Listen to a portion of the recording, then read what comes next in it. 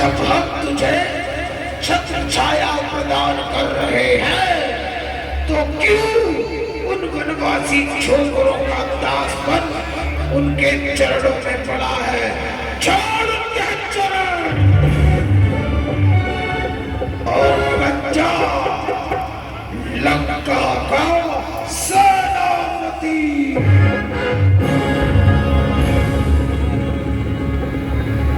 काकाश्री, एक बात सुनो, मैं आपकी सेवा नहीं स्वीकार कर सकता, पर इतना मैं होशियार नहीं। लंका का सेनापति बनूं, मुझ में इतनी दरकार नहीं। महाराज, जिन पिता की तुम बात कर रहे हो, उन्होंने भी अपने अंतिम समय में मुझे श्री राम की शरण में भेजा था। उन्हीं का अंतिम आदेश था कि मैं हमेशा श्री राम की सेवा में रहूं। उन्हें अपनी भूल का आभास होने में विलंब हुआ। तुम मेरे पिता के मित्र हो, इसलिए समझाता हूँ कि तुम विलंब ना करो, नहीं तो पछताने का भी समय नहीं मिलेगा। मेरा कहना मानो काका, सब बैर भाव का त्याग करो। क्यों इतनी बहनों का भाइयों को, बहनों से भाइयों को जुदा करना चाहते हो? क्यों इतनी माताओं की गोद सूनी करना चाहते हो? क्यों इतने पिताओं की लाठी तोड़ देना चाहते हो? अब भी कहता हूँ, मेरा कहा मान लो। सब बैर भाव का त्याग करो, श्री राम के चरण पकड़ करके अपने कर्मों, अपने गुनाहों की माफी मांग लो।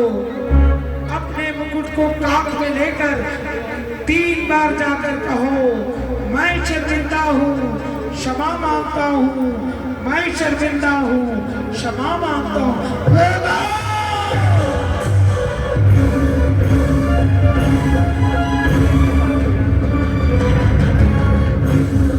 देखा, इसे देखा, पकड़ ले।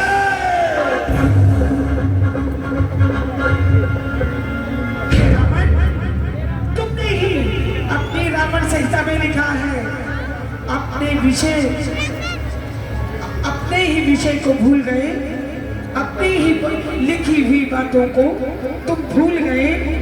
दूध के साथ मान सम्मान से बात करनी चाहिए। बोलता जा, सुन रहा हूँ। श्री राम के चरण पकड़ करके अपने गुनाह को स्वीकार करो, अन्यथा तुम समझ लेना वानर लंका में आ चुके हैं, निशाचर हीन करने धरती से पुत्र ये प्रण रघुवीर कर चुके हैं।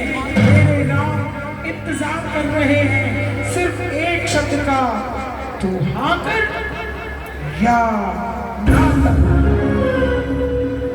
अरे तेरा स्वामी नारी विरह में बलहीना